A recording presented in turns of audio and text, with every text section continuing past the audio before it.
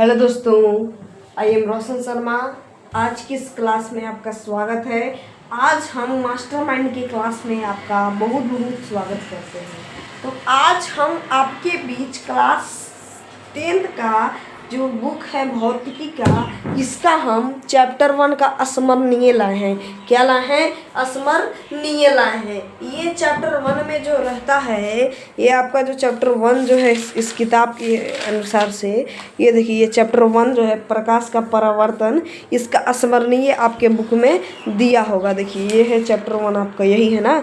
इसी में आपका देखिए बस यहाँ दिया हुआ है स्मरणीय, ये आप देख सकते हैं। देखिए स्मरणीय आपको दिख रहा है, यही आज हम पढ़ेंगे और मुख्य कुछ सूत्र देखेंगे। ठीक है, चलिए।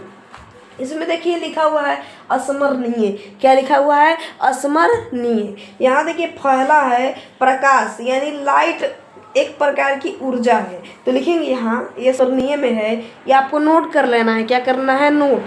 तो लिखा हुआ है कि प्रकाश की ऊर्जा यानी एनर्जी, ऊर्जा को क्या कहते हैं? एनर्जी का वह रूप है, यानी कि रूप मतलब वह फॉर्म है जिसकी सहायता से हम वस्तु को देखते हैं। प्रकाश एक प्रकार की ऊर्जा है जिससे हम किसी वस्तु को देख सकते हैं। दूसरा में है, जिस वस्तु से प्रकाश निकलता है उसे प्रकाश स्रोत कहा जाता है। जिस वस्तु से प्रकाश निकलता है उसे क्या कहा जाता है? प्रकाश स्रोत कहा जाता है। जैसे कि बिजली का बल्ब हो गया, ट्यूबलाइट हो गया, ये सब क्या है? प्रकाश स्रोत है। और यहाँ पे है कुछ स्रोत मानव, कुछ स्रोत प्राकृतिक होते हैं, यानी कि नेचुरल होते हैं। क्या होते हैं? नेचुरल होते हैं। और कुछ स्रोत मानव निर्मित होते हैं। क्या होते हैं? मानव निर्मित, यानी कि मैन मेड, जो मानव का बनाया हुआ है उसी को हम मानव निर्मित करते हैं।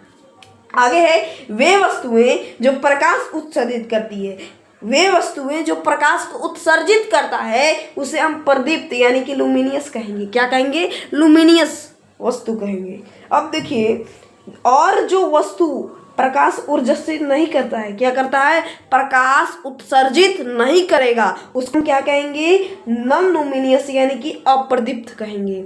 अब यहाँ पे है, प्रकाश एक सरल रेखा पे प्रकाश सरल रेखा में चलता प्रतीत होता है। प्रकाश जो है एक सरल रेखा, एकदम सीधा इस रेखा पर प्रतीत होता है।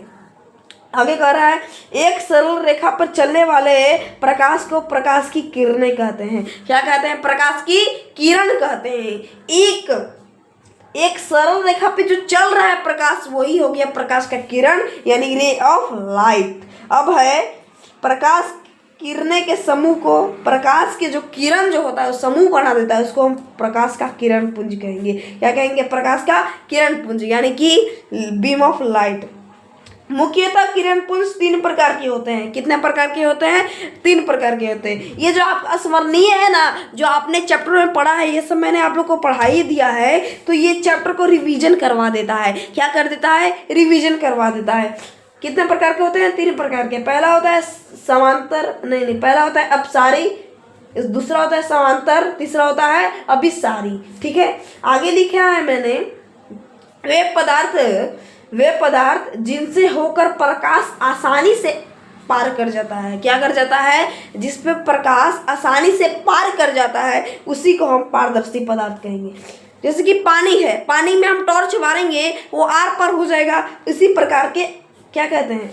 पारदर्शी पदार्थ कहते हैं। अगला है, वे पदार्थ जो प्रकाश को आने में से होकर जाने नहीं देते हैं। प्रकाश, जैसे कि गाड़ी का शीशा है, क्या है? गाड़ी का शीशा, उसमें अगर हम प्रकाश डालेंगे तो वो प्रकाश वापस लौट जाएगा। ये इसी को कहते हैं अपारदर्शी। आगे है, प्रकाश, लिखा हुआ है, प्रकाश के किसी वस्तु से टकरा कर लौटने वाले को प्रकाश का परावर्तन कहते हैं। यानी कि किसी पर अगर हम टॉर्च मारेंगे वो लौट जाता है। टॉर्च मारेंगे तो वो आपतित किरण हो गया, और लौट गया तो वो परावर्तित किरण हो गया। या आपने पढ़ा है। आगे है, समतल दर्पण। समतल दर्पण प्रकाश का एक अच्छा परावर्तक है। क्या है? एक अच्छा परावर्तक है। चलिए आगे बढ़ते हैं। अब देखिए दोस्तों, अब है प्रकाश के परावर्तन के दो नियम होते हैं। कितने नियम होते हैं? दो नियम होते हैं। कौन कौन होते हैं देख लीजिए। आपतित किरण, परावर्तित किरण तथा आपतन बिंदु पर खींचा गया अभिलंब। ये चित्र है, एक दिखा देते हैं। वो चित्र आपका था, तुरंत आ जा रहा है आपके पास। ये देखिए दोस्तों, ये आपको चित्र दिख रहा है। आपतित किरण और परावर्तित किरण, आपतित किरण, परावर्तित किरण और आपतन कोण के बीच में जो अभिलंब है, अभिलंब दिखा आपको, अभिलंब, ये तीनों खींचा गया अभिलंब तीनों एक ही समतल में होते हैं। किस में होते हैं? एक ही समतल में होते हैं। ठीक है, चलिए अब देखिए दोस्तों, ये आपको दिख जाएगा, यहाँ एक ही समतल में होते हैं। दूसरा है आपतन कोण परावर्तन कोण के बराबर होता है। जो आपतन कोण का क्या होता है? आई, वो परावर्तन कोण यानी कि आर के बराबर होता है। आई बराबर आर। चलिए अब आगे है, देखिए, हाँ, समतल दर्पण पर लंबवत पड़ने वाली प्रकाश की किरणें परावर्तन के बाद उसी पथ पर वापस लौट जाती है। समतल दर्पण पर ये फोकस पड़ा, क्या पड़ा? फोकस पड़ा, वो वापस लौट जाती है, उसी को कहते हैं। चलिए यही बोल रहा था ये। अब आगे है, किसी बिंदु स्रोत से आती हुई प्रकाश की किरणें परावर्तन के बाद जिस बिंदु पर मिलती है या जिस बिंदु से आती हुई प्रतीत होती है उसे बिंदु स्रोत कहा जाता है। ये बिंदु स्रोत का प्रतिबिंब कहा जाता है। क्या कहा जाता है? बिंदु स्रोत का प्रतिबिंब कहा जाता है। आगे है, प्रतिबिंब दो प्रकार के होते हैं। कौन कौन? वास्तविक प्रतिबिंब और आभासी यानी कि काल्पनिक प्रतिबिंब। ये आपको पता है। आगे है, किसी बिंदु स्रोत से आती प्रकाश, किसी बिंदु स्रोत से किरणें, किसी बिंदु स्रोत से आती किरणें परावर्तन के बाद जिस बिंदु पर वास्तव में मिलती है, क्या मिलती है? वास्तव में, एकदम सही में मिलती है उसे उस बिंदु स्रोत का वास्तविक प्रतिबिंब कहते हैं। क्या कहते हैं? वास्तविक प्रतिबिंब कहते हैं। अगर वो सचमुच में मिलेगा तो वो क्या हो गया? वास्तविक प्रतिबिंब हो गया। आगे देखिए, वास्तविक प्रतिबिंब वस्तु की अपेक्षा में हमेशा उल्टा होता है। क्या होता है? उल्टा। ये मैं आपको बार बार कहते आया हूँ, वास्तविक यानी कि उल्टा। उल्टा होता है और पर्दे पर प्राप्त किया जा सकता है। किसी भी पर्दे पर उसको प्राप्त किया जा सकता है। आगे है, किसी बिंदु स्रोत से आती किरणें परावर्तन के बाद जिस बिंदु से आती हुई प्रतीत होती है, क्या होती है? आती हुई प्रतीत होती है, उसे उस बिंदु स्रोत का आभासी प्रतिबिंब यानी कि काल्पनिक प्रतिबिंब कहते हैं। आभासी प्रतिबिंब वस्तु की अपेक्षा हमेशा सीधा होता है। क्या होता है? एकदम सीधा यानी कि खड़ा होता है और इसे पर्दे पर प्राप्त नहीं किया जा सकता है। इसे पर्दे पर प्राप्त नहीं किया जा सकता है। आगे, कोई वस्तु समतल दर्पण से जितनी आगे होती है, क्या होती है? जितने आगे होती है उसका प्रतिबिंब उतना उसके पीछे बनता है। ठीक है, यही कह रहा था। अर्थात समतल दर्पण वस्तु दूरी मतलब u, प्रतिबिंब दूरी मतलब v। ठीक है, आगे देखिए, गोलीय दर्पण उस दर्पण को कहते हैं जिसकी परावर्तक सतह किसी खोखले गोले का एक भाग होता है। किसी खोखले गोले का भाग होता है, खोखला गोला। अब देखिए आगे है, गोलीय दर्पण के मध्य बिंदु को क्या कहते हैं? ध्रुव कहते हैं। ये मैंने आपको बताया है, जो एकदम मध्य में रहता है उसी को हम कहते हैं ध्रुव कहते हैं। ठीक है, आगे देखिए, गोलीय दर्पण जिस गोले का भाग होता है उस गोले के केंद्र को दर्पण का वक्रता केंद्र कहते हैं। उसे क्या कहते हैं? दर्पण का वक्रता केंद्र कहते हैं। जिस गोलीय का भाग होता है, जिस खोखले गोले का भाग होता है उसे दर्पण का क्या कहते हैं? वक्रता केंद्र कहते हैं। क्या कहते हैं? वक्रता केंद्र कहते हैं। चलिए आगे बढ़ते हैं। अब देखिए दोस्तों, यहाँ पे दिख रहा है गोलीय दर्पण जिस गोले का भाग होता है उसकी त्रिज्या दर्पण की वक्रता त्रिज्या है। क्या है? दर्पण की वक्रता त्रिज्या है। आगे, गोलीय दर्पण से ध्रुव से वक्रता केंद्र मिलाने वाली सरल रेखा को मुख्य अक्ष कहते हैं। क्या कहते हैं? मुख्य अक्ष कहते हैं। गोलीय दर्पण दो प्रकार के होते हैं। कौन कौन? अवतल दर्पण और उत्तल दर्पण। आगे, अवतल दर्पण द्वारा प्रकाश का परावर्तन किसी भीतरी सतह से होता है। कहाँ होता है? अवतल दर्पण का जो प्रकाश का परावर्तन होता है वो भीतरी सतह में होता है, जबकि उत्तल दर्पण द्वारा उत्तल दर्पण द्वारा उसकी बाहरी सतह से होता है। कहाँ होता है? उत्तल दर्पण का जो होता है वो बाहर सतह से होता है, अवतल दर्पण अंदर सतह से होता है। चलिए देखिए, किसी अवतल दर्पण का फोकस उसके मुख्य अक्ष पर वह बिंदु है जहां मुख्य अक्ष के समांतर आती किरणें दर्पण के परावर्तन के बाद मिलती है। ठीक है, यही कह रहा है। अब देखिए, उत्तल दर्पण का फोकस, किसी उत्तल दर्पण का फोकस और अवतल दर्पण का फोकस, ये मैंने आपको पढ़ाया है। किसी उत्तल दर्पण का फोकस उसके मुख्य अक्ष पर वो बिंदु है जहां से मुख्य अक्ष के समांतर आती किरणें दर्पण के परावर्तन के बाद आती हुई प्रतीत होती है। अब देखिए, गोलीय दर्पण के ध्रुव से उसके फोकस की दूरी को उस दर्पण का फोकस दूरी कहते हैं।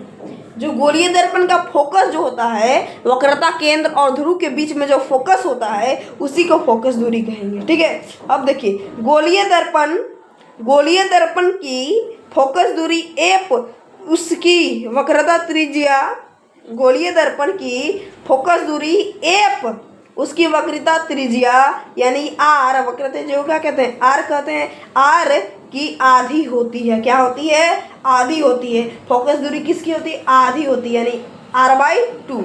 ये दिख रहा है आपको, ये देखिए, है ना। अब देखिए, गोलीय दर्पण के मुख्य अक्ष के समांतर यानी कि पैरेलल, मुख्य अक्ष के समांतर यानी कि पैरेलल। ठीक है, समझ में आ रहा है ना? हाँ, मुख्य अक्ष के पैरेलल आने वाली किरणें दर्पण के परावर्तन के बाद, पहला, दर्पण यदि अवतल हो, दर्पण यदि कौन दर्पण हो? अवतल हो, उसके फोकस से होकर जाती है। कहाँ आती है? उसकी फोकस से होकर जाती है। दूसरा, अगर दर्पण उत्तल हो तो उसकी फोकस आती हुई प्रतीत होती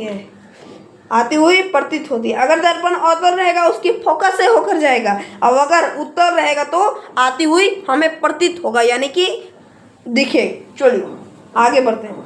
आगे है, जब कोई किरणें गोलीय दर्पण के फोकस की दिशा में आपतित होती है और वह परावर्तन के बाद दर्पण के मुख्य अक्ष के समांतर निकलती है। कहाँ निकलती है? मुख्य अक्ष के समांतर निकलती है। चलिए आगे देखते हैं।